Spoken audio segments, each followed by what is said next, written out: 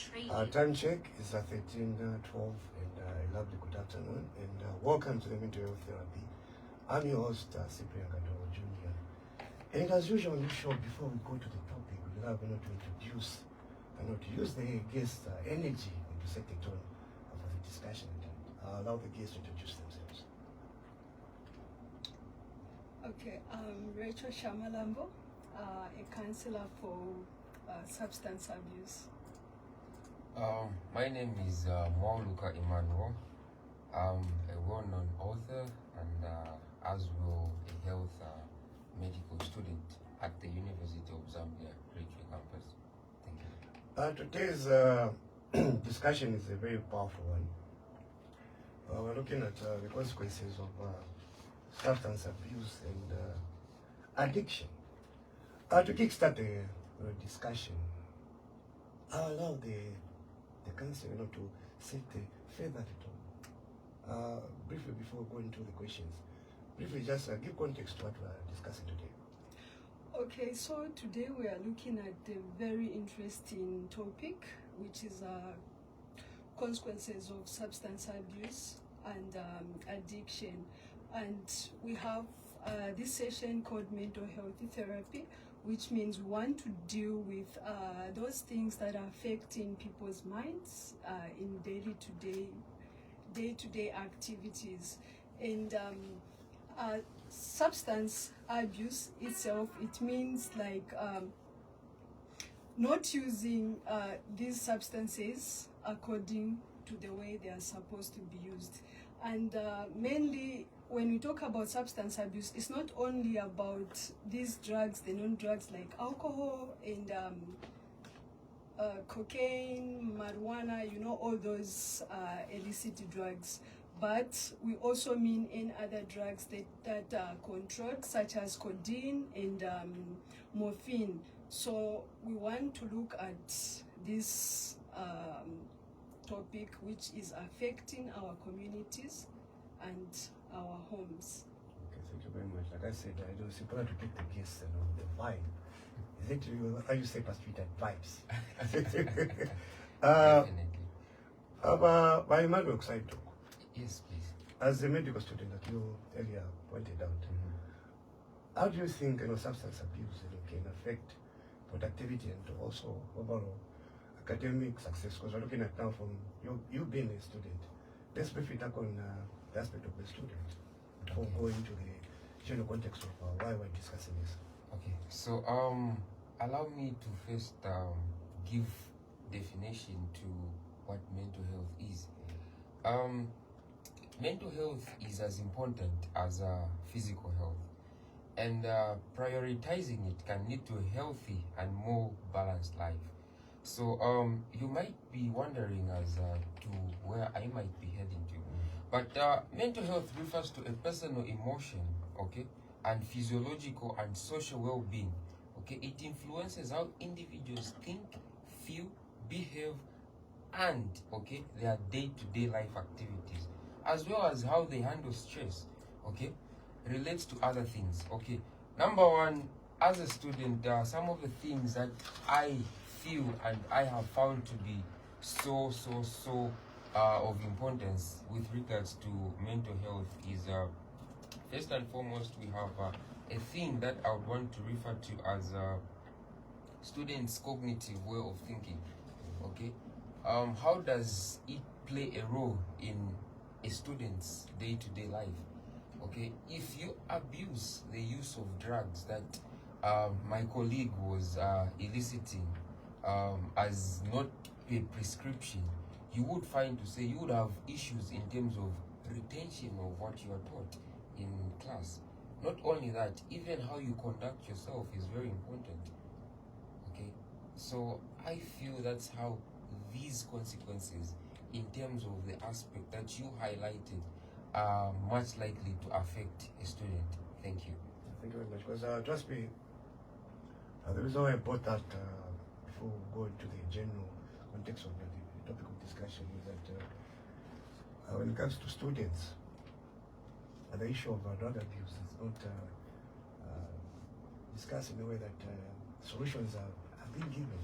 I think it's important that we bring this aspect in, so that the student who's listening out there can relate to say, okay, what has been discussed is very important. Then I'll be part of the discussion. What? So, Racheal, let's go back to you, counselor. Can you discuss, the physical health consequences of substance abuse? Okay, thank you very much. So, physical health consequences of substance abuse can be quite severe. So, if we look at alcohol and drugs, they have a direct impact on the liver.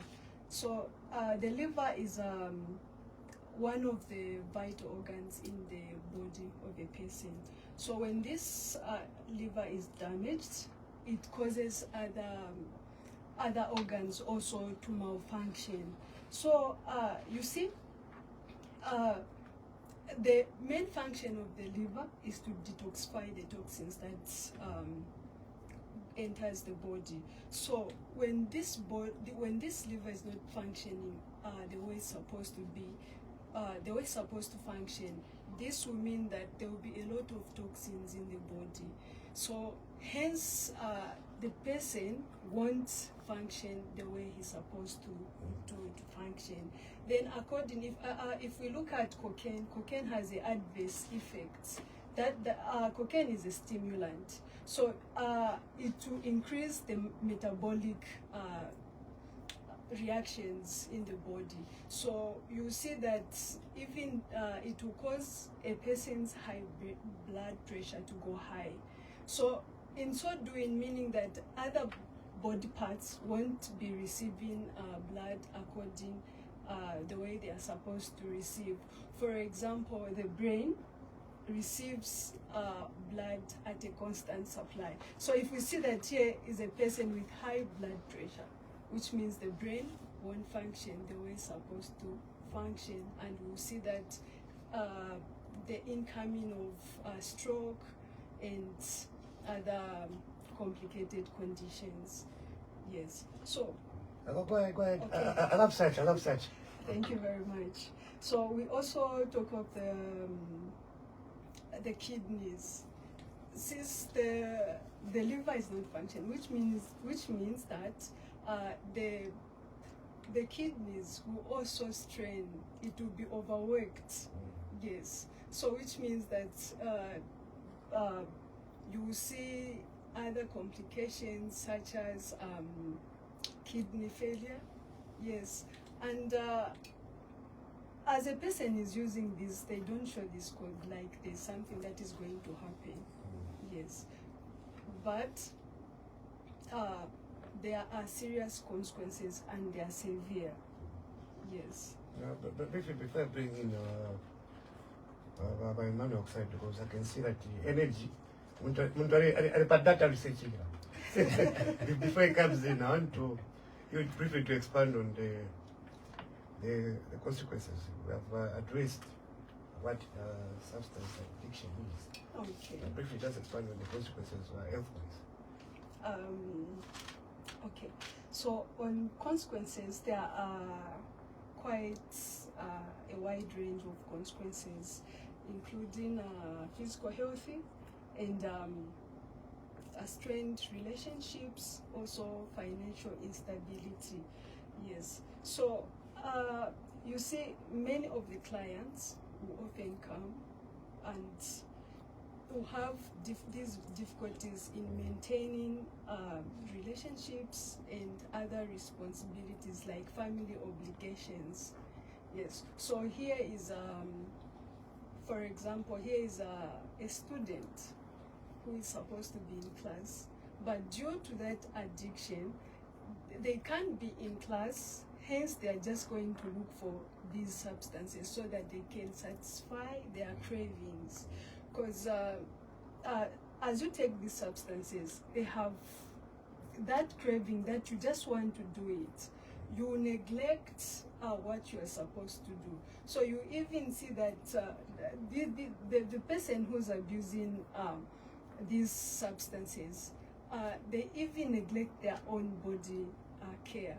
and even important commitments such as looking after their families, concentrating at school, and many more which are not good. But no, step in to just to expand and give us context to a brief point we're talking about. That and I can tell. No, thank you so much. Go ahead. Well, to expand on what my colleague was saying is the consequences of substance abuse and addiction in Zambia and in relation to health mental care. So I want you to understand to say first and foremost there are about several factors, several disposing factors that result from abuse and substance use of these drugs that are sellable in our communities, and one of which is first and foremost it will increase mental health disorders, cognitive impairment, as I mentioned, that is situated to a student aspect. There would also be social and economical impacts, as well as violence and crime. Not only that, you also strain mental health services. Already in Zambia, this is why we're even running these programs, because we are seeing to say Ministry of Health is strained in terms of reaching out to rural areas that really are in deficit of mental health awareness programs. Not only that, we're also looking at stigma and discrimination, and equally the impact on us as youths of the country Zambia. So to explain further what I meant by increased mental health disorders, we are looking at substance abuse often lead to or rather exacerbate mental health issues such as anxiety, depression, psychosis, and equally paranoia. In Zambia, alcohol and cannabis are among the most common abuse substances, contributing to the rise and mental health disorders.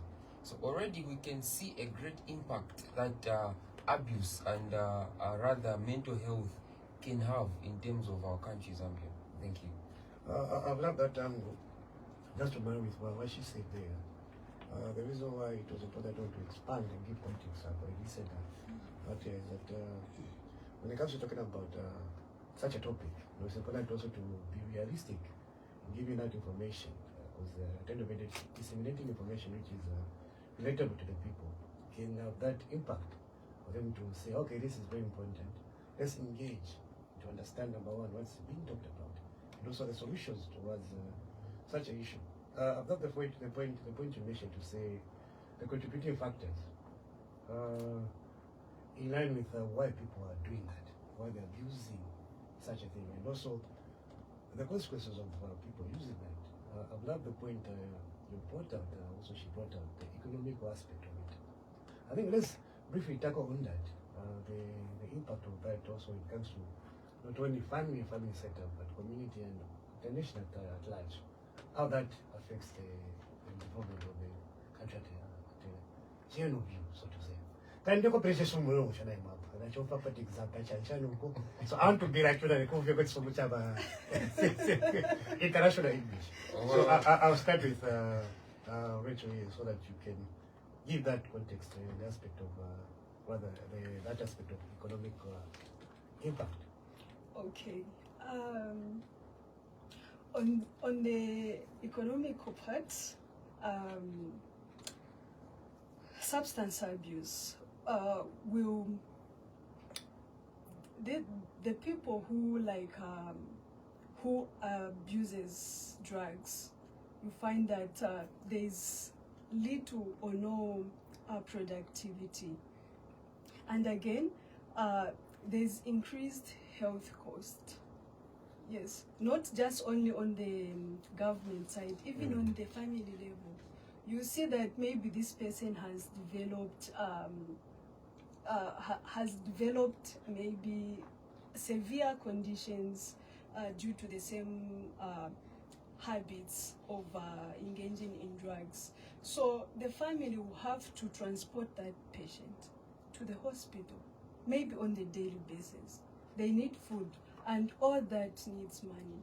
So instead of using that to things that are needed. They start wasting on something that an individual can control. Yes. Then even it also increase legal issues, whereby they have to run up and down.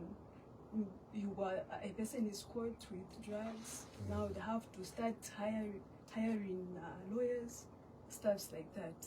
So for individuals, addiction leads to job loss, you see. And when a person loses a job, even the family suffers. Yes. And for the society, there's this increased, the increased healthy expenditure and other sustained services. Emmanuel, God is with us. Yes. I had to get your views. We brought up the issue of the community, the role of the community. Just introducing that angle you have given there. I want to get your views in line with what role does the church play in terms of helping people to not only come out of their addiction, but also how the community can be beneficial, can benefit from such a campaign. Okay. Well, how a community should alleviate, rather should come about in terms of helping, okay, these issues that my comrade has mentioned, is by involving themselves in a lot of public awareness campaigns. I, for a fact, have a problem with churches, where churches are now known in terms of prophecies and whatnot. But in the actual sense, that church is not only meant for prophecies and the like, okay? Do not misquote me, okay? It is a role, yes, but what I would advocate for as an advocate is a church, okay? Healing, rather, okay, let me put it this way. When you look at the miracles that are performed and the prayers that are done at the church, okay, they are fostered on healing and delivering people. And I feel mental health should be introduced in a church setup as a way of also healing somebody. Because it's not everything that's spiritually related. Some things just need proper guidance. Okay, we have got well-qualifiable bishops and men of God out there that are doing great jobs. And I feel they should implement this as well. Okay, in terms of having campaigns. A church, I don't see any problem by a church having an awareness campaign over mental health. Okay, that's how I feel the church can mitigate the need in a society. Thank you. Trust me, it was very important to bring that aspect. You cannot leave out the change when you're talking about community. Normally, the point you have just answered it in a different way, which I wanted to tackle it. Because normally, if you the church is a sensitive issue, but it's not. It shouldn't be the case. We need to be realistic. The point you mentioned there, which is very important, in the sense that the machinery of some churches, they're very questionable. Yes. They're the way they handle issues. Yes. But we're talking about the issue of the consequences of substance abuse and also addiction. They have a approach, not just to prayers, but it involves also a bit of, not even a bit, a thorough scientific approach, which involves giving practical and long-term solutions. At the end of the day, the church needs to also adopt realistic approaches when it comes to issues like the topic of discussion we're having today. I love the way you have powerfully put it as an author. And briefly, let's tackle on since we're still on the community aspect. I want to get your views. You've been an author who is an advocate for mental health. I want to get your views, how you have married your work when it comes to mental health awareness, and also in line with the topic of discussion today. Okay. Well, thank you once more again. I would say it hasn't been an easy journey. Neither has it been a soft route. It has been a journey full of thorns and stones. But an approach that I took further step into marrying the mental health aspect and the scientific health aspect, of which that is my program, is I came up with more of a system called Smart Health Diagnostic AI. It's soon to be launched. We are in the final stages. So it operates to a point where you are looking at a doctor at your predisposing being. What do I mean by that? I mean, imagine seeking help not only by reserving meetings with these specialists. For example, my comrade mentioned to say there is an issue of money. Okay, resources are a bit challenging when it comes to handling issues to do with mental health. But I looked at a way where I can mitigate, okay, even at the lowest level of the citizen of Zambia, okay, to say how can they access, okay, these services, okay. An example is Smart Health Diagnostic. So this is one of the ways that I have married the scientific aspect and as well as the advocacy in mental health related warfareness. Not only that, break it down, because I want you to break it down, because we're still on the community aspect, because the listener out there needs to be given, because on the issue of the mental health therapy. Yes, solution based, sure. Yes, not only that, there is also a program that I'm one of the participants. I'm a co-admin there. Though it's structured on Food Safety Zambia, where it aims at making yourself and myself's food daily products safe for our community. So how it works is this. The program runs on eliciting foodborne diseases. Okay, we know to say currently we are having a challenge in terms of highlighting, or rather detecting, restaurants that are having food poisoning issues and whatnot. So if you go on Facebook right now and search for food health, food safe Zambia, you would find to say there is a Google form that is linked to it. That on that Google form there are a number of questions that you are needed to fill in, and the assurance is this: you are kept anonymous, you are not known, you are not exposed. But what that will help is this: it will help us navigate and locate those particular places that you have given us to say this is your experience according to that. So the same theory is what we've engaged as well in Smart Health Diagnostic. So these are two coexisting things. So this is how I have done this. Thank you. Thank you very much. Racheal. Yes.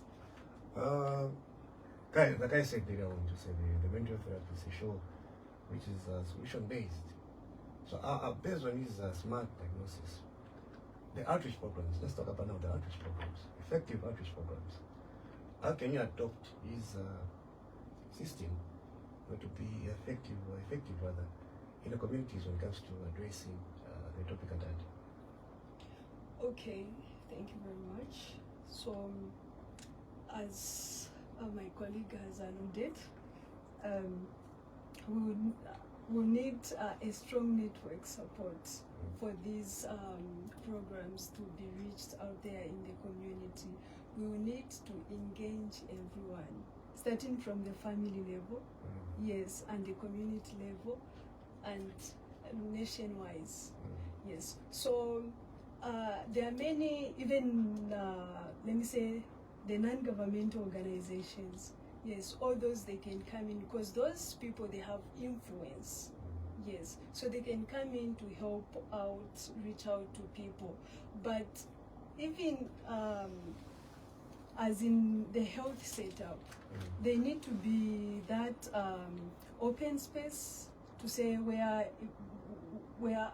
like programs like youth-friendly corners, where these people who are affected or who are in substance abuse, they can meet and discuss with the colleagues, maybe, let me say, people who have been there before, because there are some people in the community right there, and they recovered from this these addictions and substance abuse. So those people also, we can link with them to help these people who are addicted in order to, you know, make a healthier community. Yes. Sticking to the same, trust me, talking about solution, it's a very interesting take, rather approach when it comes to such issues, rather topics. So I have to get your views in line with the current projects, outreach programs which are being done, what do you think from your counseling center? Briefly just shed more light on how effective and how the successful stories, briefly, one or two stories. Successive stories about a person who was in addiction and they recovered. Okay, so they are there. And how these stories, like how it happened is, you see, there was the family playing a part, whereby, because when someone is addicted, let me put it like this, there are families who are like, maybe their whole family, maybe they take some alcohol, and there are families that they are just like, they don't. So, Mama Fund. Mama Fund, exactly. So, when it comes to recovery, because if this Mama Fund, this family for Mama Fund, doesn't mean that anyone in their house cannot be addicted. No, you find that there can be someone in the family who is addicted. So the family plays an important role. Yes. So you find that they are helping this client, and also as they are seeking therapy, they are working together hand in hand with the client. So I've seen a number of clients recovering from substance abuse in that way, whereby they were linking between the family and the healthy practitioner, or in my case as a counselor, where you talk to a client, yes, then also engaging this client in various activities like educating the client, you know, peer support, peer groups where they find their fellow people who recovered from the same condition, also support groups, yes.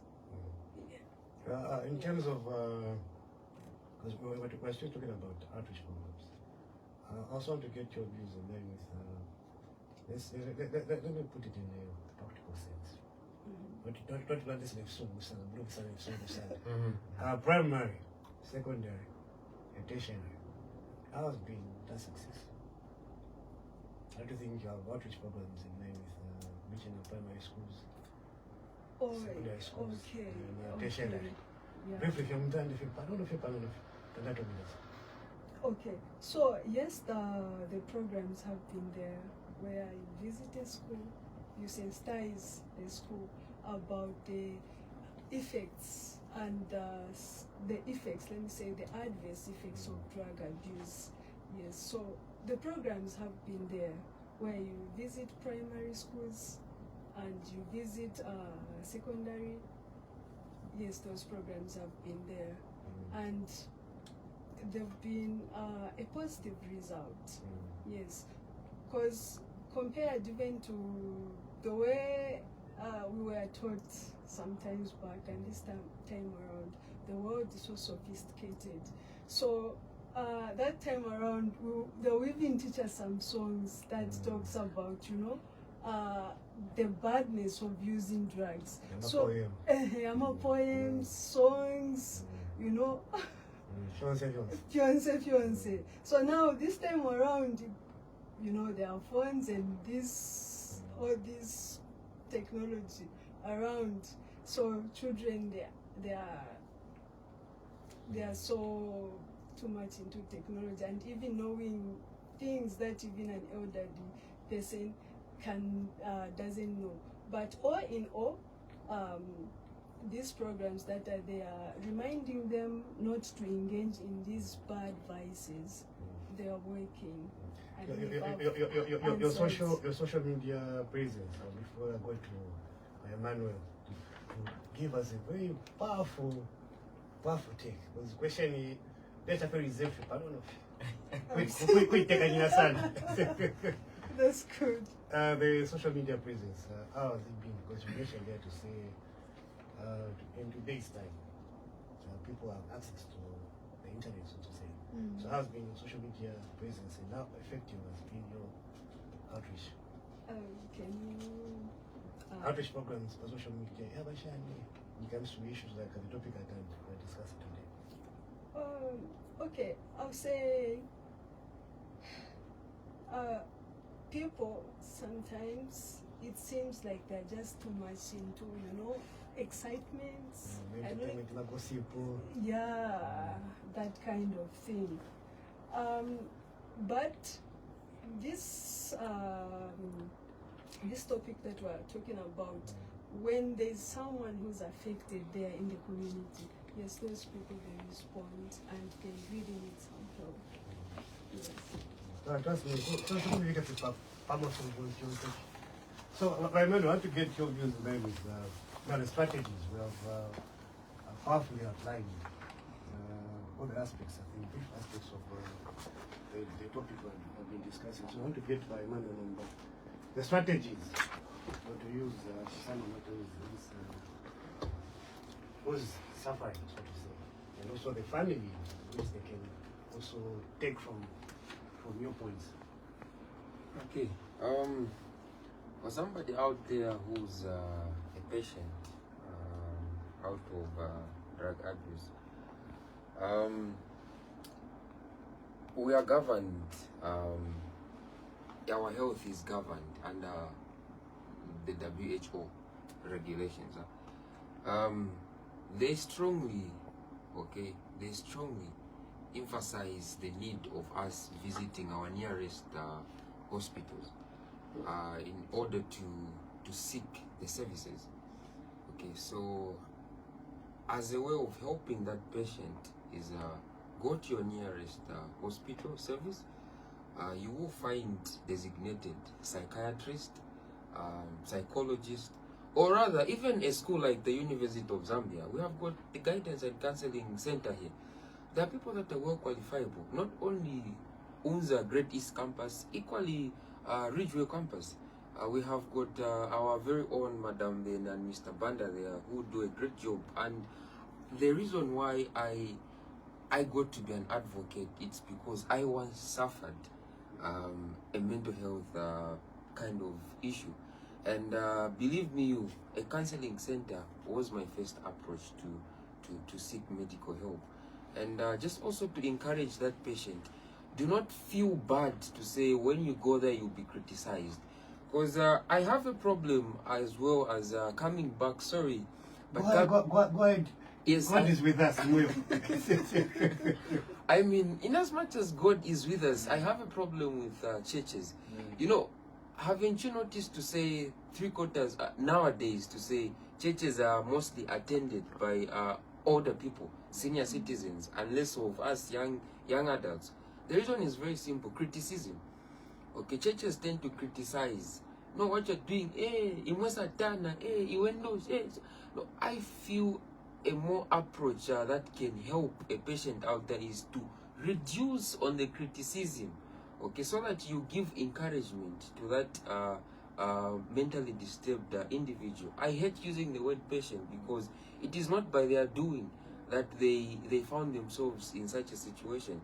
You know, certain circumstances might have led to that, and far beyond what we can even expect. Some are bereavements. Someone's beloved mom passes on, someone's beloved sister, relative, just someone within the circle dies. I mean, one with a weak self-control would end up being a felony to substance abuse. So I feel, please go to the nearest clinical health facility and seek medical attention. And maybe to cater for the people in rural areas, remote areas. This is why we have come out we have come up with an initiative such as smart health diagnosis, because we've seen to say there's really a lack in terms of helping that individual. Because who knew the famous Super Kenna had this issue besides him singing it in an album? I mean, nobody knew that. But we must find ways to also, as this is reaching out to the government of Zambia, we must find ways as well as the government to empower people that have keen interest in facilitating and wanting to bring about mental health welfareness. My comrade here is a counselor. I'm sure from our department there are certain issues and problems that they are facing. So funding is one of the ways that can help that hidden patient who is suffering from these conditions to be reached out to. So those are the ways that I can highlight and bring about to help that individual. Thank you. Thank you very much. Racheal, can top up with the Bevla. Okay, so I've loved the way my colleague has, just illustrated everything.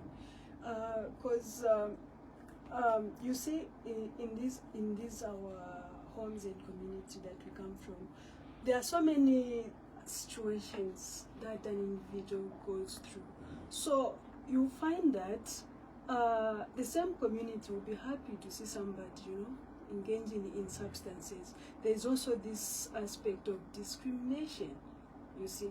So if this individual is being discriminated, instead of them to recover, they even become more worse. And that same person is the person who's supposed to be a doctor, is a person who has full potential. So it's quite important that this aspect should be looked into very keenly, because we have lost a lot of people. Yes, because when some people, when they go for good. There are a few of them that will come back. Yes. So like even accessing the healthy services, many Zambians have low income, like their socio-economical status is not that good. So it's very difficult for them even to access these services.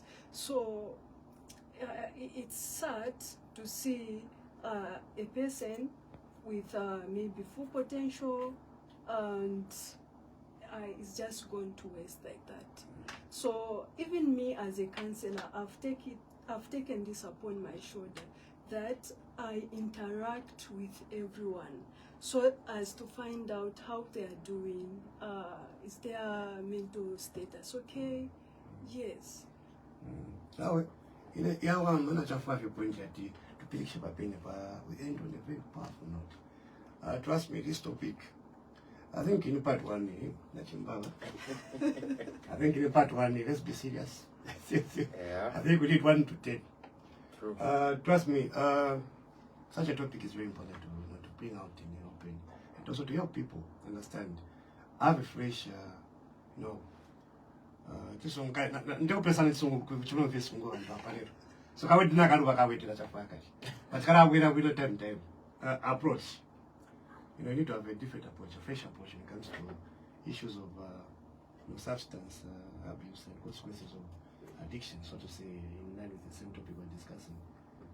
Having a fresh approach in a way that someone can relate, and also give realistic solutions, which we have addressed here, so that someone who's listening there is not being judged, but they understand now, I have a problem, and these people are out there to give me the solution, which is going to help me, and also at the same time, the families have been educated and well informed that you need to take a different route. With a smart diagnosis, they can reach out to you. They can reach out to you.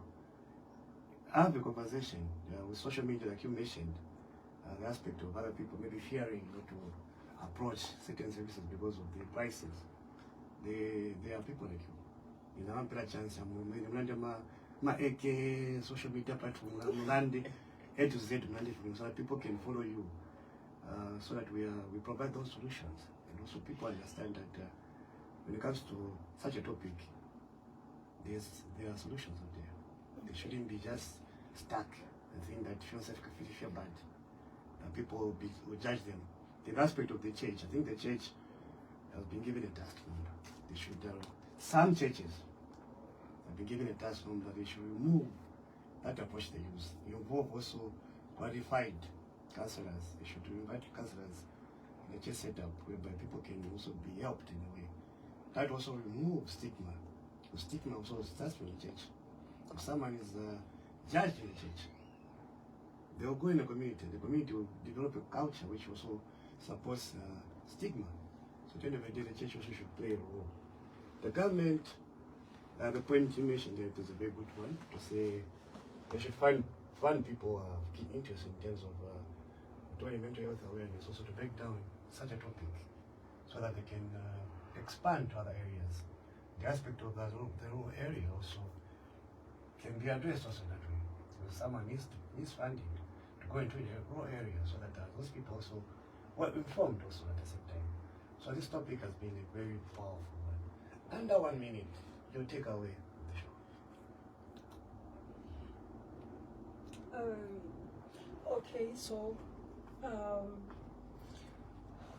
I would say that there's somebody out there who's been abusing drugs and addiction, and they have the heart to say they want to change. It's not too late to change. There are so many people out there who have also changed. So don't think that no, it's done and you can continue like that. No, there's still time. You can change and you can be a better person. In social media. Okay. Then for my page, you can follow me. The name is Racheal Shamalambo. You can also follow my YouTube channel. Yes, it's also Racheal Shamalambo. Then we can interact there. God is with us. Yes, sir. You take away from the show, and then also your social media, and 1 minute also.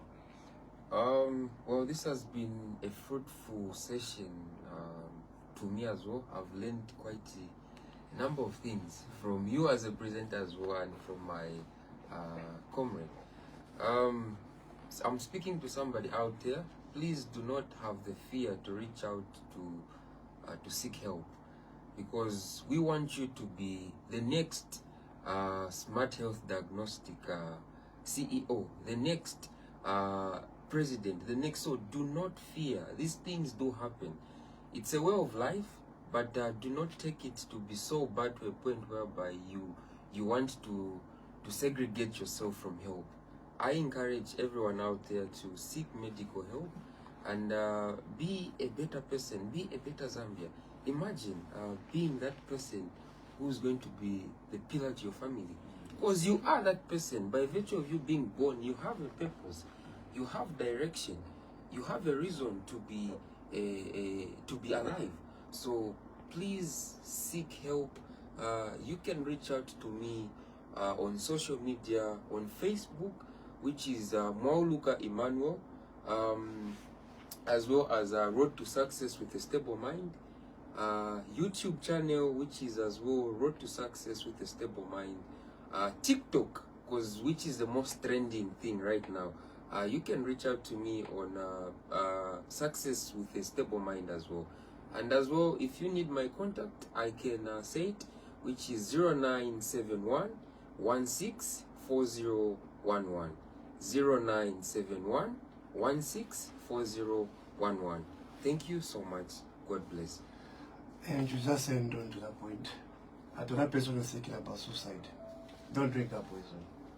If you're having substance abuse, you're suffering from that, hold on. There are people out there who care for you. They're there in the studio, they're here in the studio. So we love you. Use your pain one day to motivate other people. There are successful stories. We just don't have time to go for 4 hours. We can do that. So, on a serious note, to that person thinking about suicide today, don't drink that poison. Don't hang yourself. Whatever you're going through is valid. Don't be judged. There's more to life. This has been the Mental Health Therapy Part 1. Have a blessed weekend.